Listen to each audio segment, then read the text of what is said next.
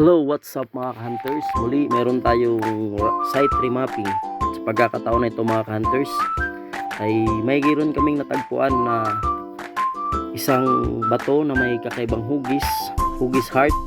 At yung gitna niya ay number 8 mga ka-hunters. Marahil maraming nakakaalam sa atin sa mga sign na ito mga ka-hunters.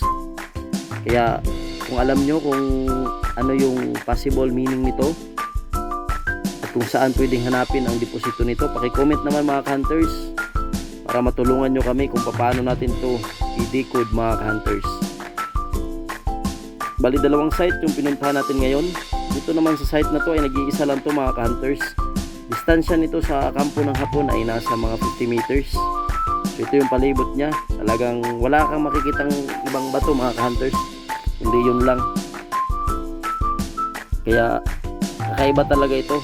So plano namin to, subukan namin itong idig.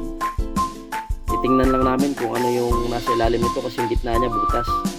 So ito naman kabilang site na to mga hunters ay nasa ano to, kawayan na nakapabilog yung kawayan na ano. Kaya susubukan din namin itong i-remap at titingnan kung may mga marka ba sa palibot mga hunters. Nga pala, sa mga nakakaalam sa sign na yon, pwede kayong mag-comment. Maraming salamat mga hunters. God bless.